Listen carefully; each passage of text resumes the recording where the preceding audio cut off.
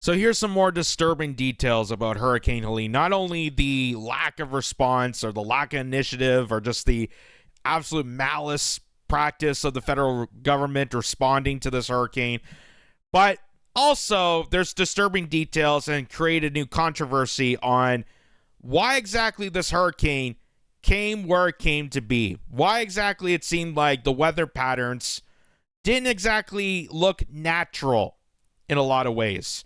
But before we get into that, let me show you back in time to Hurricane Katrina, one of the most biggest natural disasters in the 2000 to 2010, that era, that devastated a lot of the New Orleans area. But what was interesting that came out of the spotlight of this was all of a sudden, because now this hurricane has devastated that community, and again, the fair response was lacking. They never did anything for those people. They barely gave them any sort of compensation. And look, by surprise, this is even from NBC News saying lull in land grab after Katrina hits homeowners. Hurricane Katrina has turned many landowners into instant millionaires, but some blue-collar neighborhoods in East Buxloy are still waiting for that golden deal to come through as the Gulf Coast booming casino industry hits a construction lull. So what they're bragging about is that, hey, this blue-collar neighborhood that just got completely wiped out by a hurricane, these people lost everything. We told them to get lost so we can build a casino, so we can build casino resorts among beachfront territory that was once a standing blue-collar neighborhood. That was in 2005. Well, 2006 when this actually came about, but 2005, the Hurricane Katrina made landfall in New Orleans. Here's even to more recent information here. Look what happened with Maui. And we showed this beforehand, but I want to just reiterate again. This is from CBS News. Maui residents disturbed by outside realtors offering quick cash for land. So you're telling me these hurricanes that wipe out neighborhoods, devastate communities, these blue-collar neighborhoods. You notice how there's not much devastation in, Malibu or Beverly Hills or the Hamptons. You notice how that never ever occurs to be, but it's always these blue-collar neighborhoods that just seem to be out of the way of a business deal. So it wouldn't be the opportunity to have some sort of control of nature, some sort of control of the weather, so that we can pillage these towns, pillage these neighborhoods, make sure this natural disaster destroys everything in its path, and leaving these blue-collar workers, these working-class homes, completely devastated so that rich billionaire aristocrats and overseas hedge funders can make a quick buck off it. It seems all too familiar, folks. All too damn familiar. Well, here's even more backing down that trail. As people say, it's climbing down this rabbit hole. But what can I say when scientists in the U.S. are flying planes into clouds to make it snow more? That's right. They're modifying weather clouds in the atmosphere to play with precipitation so that it snows more. This is even from CNN. This is not even Alex Jones or any conspiracy. This is straight from CNN that's reporting on this. And it says, with 61% of the most continuous U.S. in drought, wouldn't it be nice if we could just make it rain or just make it snow? Well, certain parts of the country are just doing that. Sort of. It's called cloud seeding, and it's nothing new.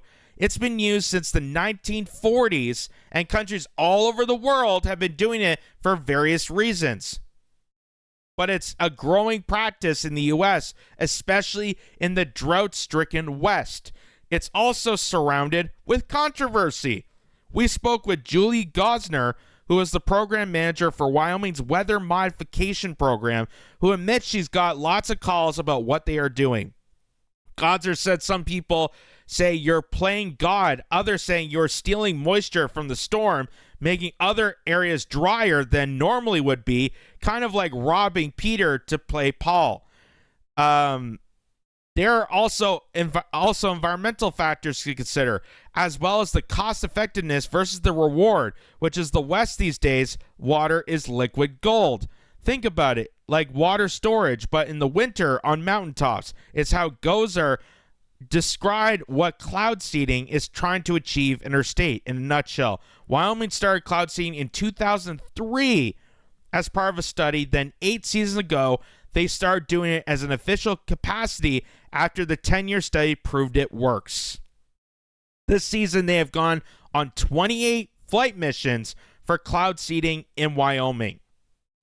Now, that is just recent. That's fairly recent activity of cloud seeding. But if you look at data, if you look at the analysis, if you look at weather modification in the United States throughout U.S. history, this goes back to post-World War II. This goes back to post-World War II, where a bunch of scientists, probably from Operation Paperclip, if you know what I mean, a bunch of scientists gathered together to figure out how can we manipulate nature, how can we manipulate the weather to use it as a weapon for our enemies.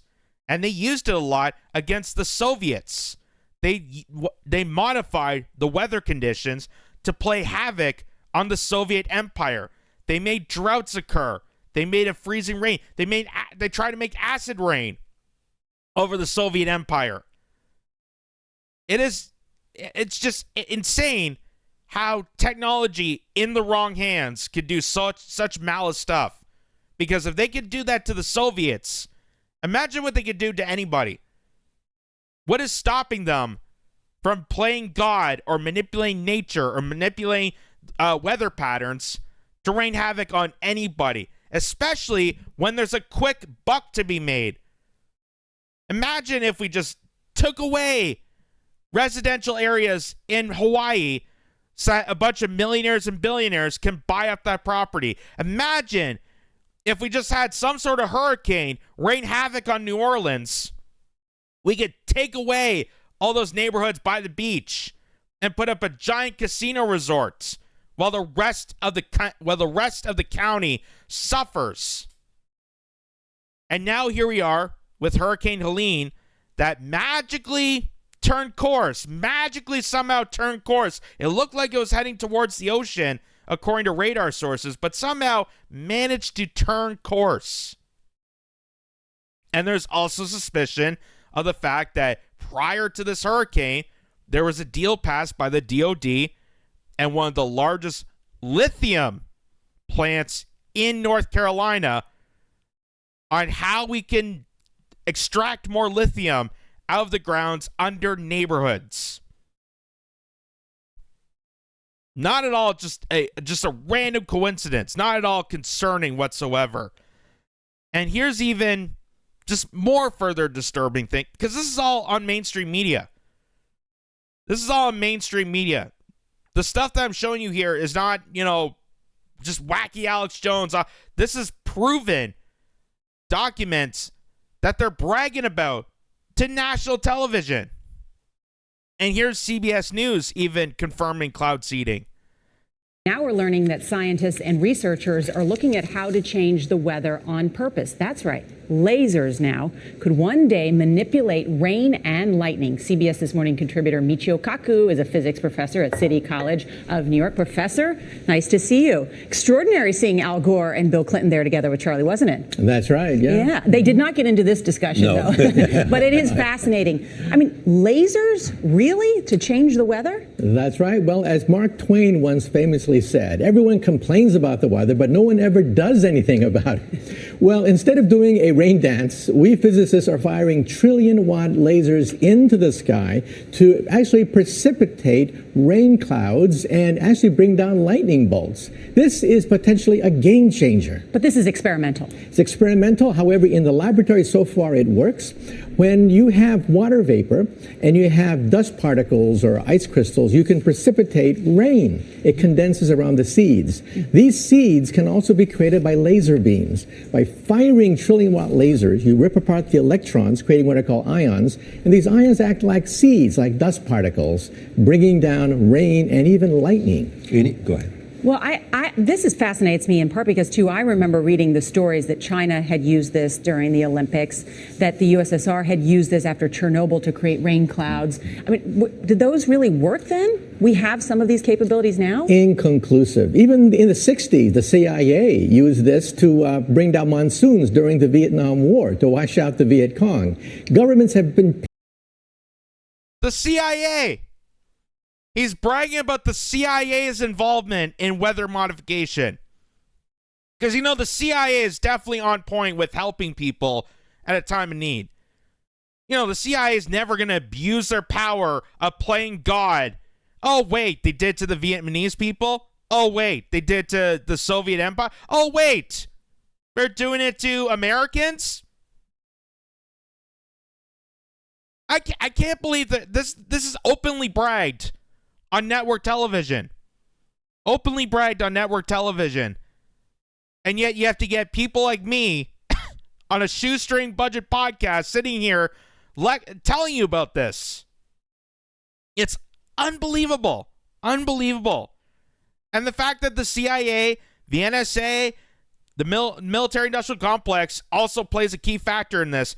Yeah, that is disturbing. That's not should be celebrated. That's disturbing. That's absolutely disturbing. Because obviously they're going to take that to their advantage. They're going to take that for their own abuse of power.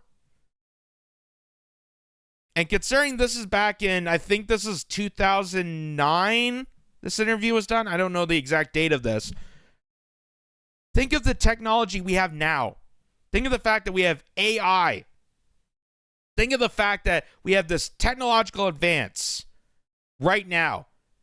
And as I've always stated, I'm not against technology. I know people like to, spin the words and, put that into my mouth. That's saying, I'm anti-technology. You don't want advancements. You don't want things to grow. You don't want this. You don't want involvement. You don't want technology to evolve. No, I'm against have it in the wrong hands. Because whoever's in control of that technology ultimately controls what that technological advance does to people.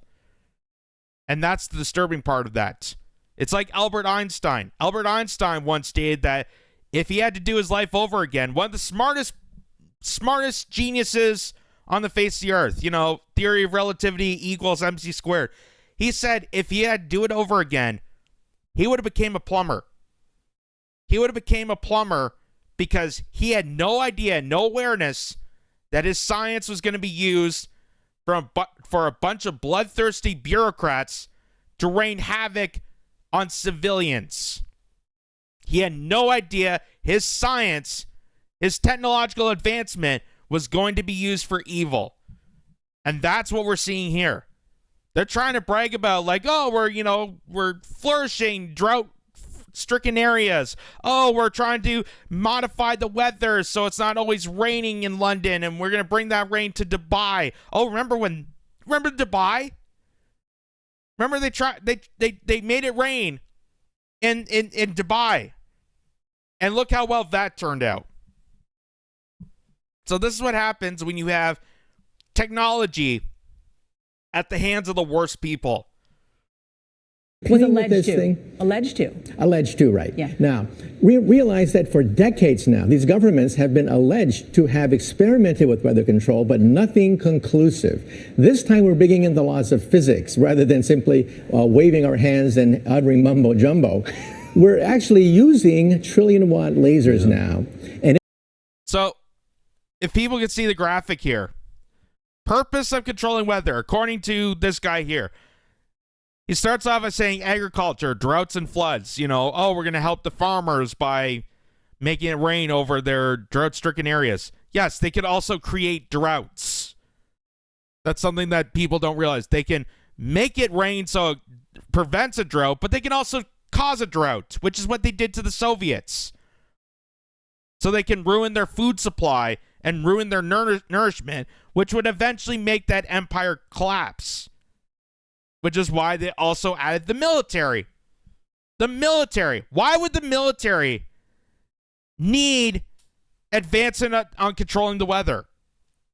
Why would that be purposeful for the military? Oh, so you can attack the people that you want to attack. You can use nature and science to attack people. The same exact exploitation that they've been doing throughout history.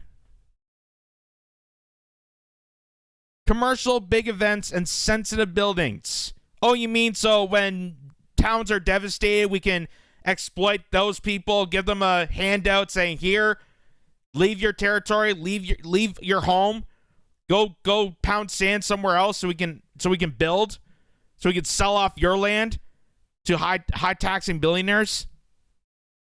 Again, you notice how it's funny how nature doesn't want to have a wildfire in Malibu.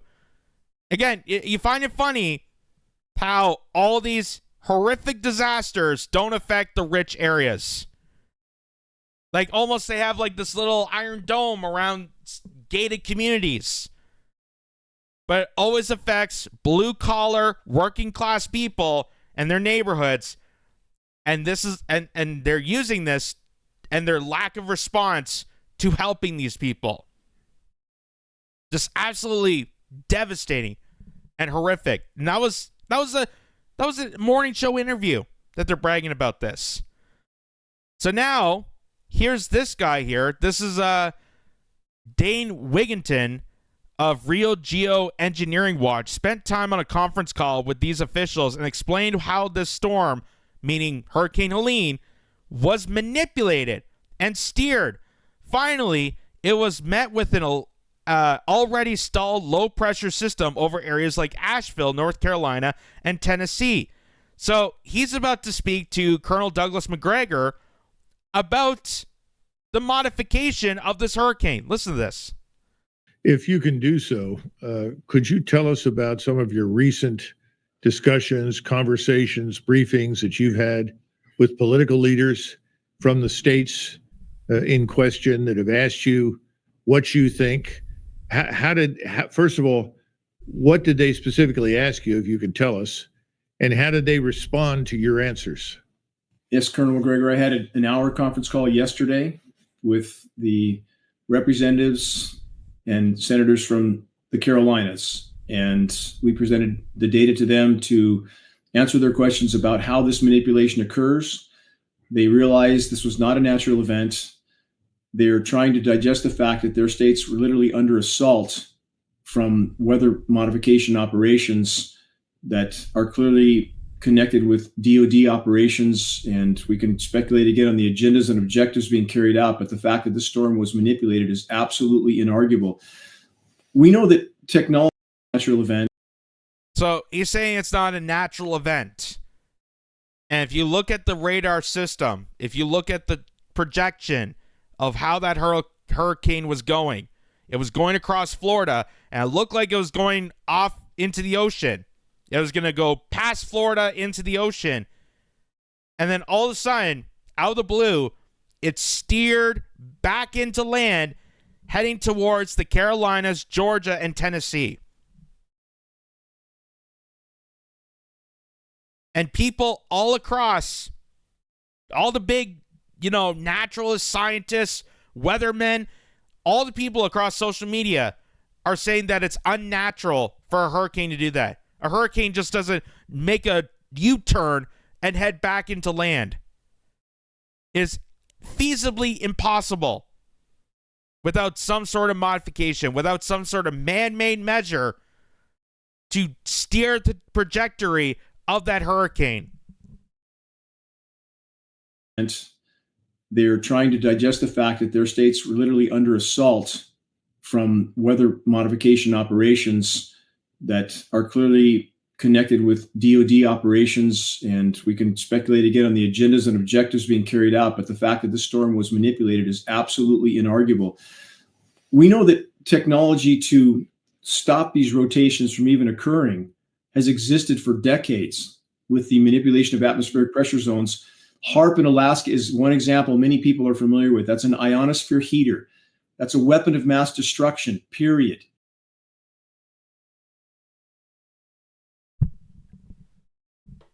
So the fact that we've had this technology for decades throughout history, and the people that have used it the most is the military-industrial complex, the DoD, the CIA, and other government agencies.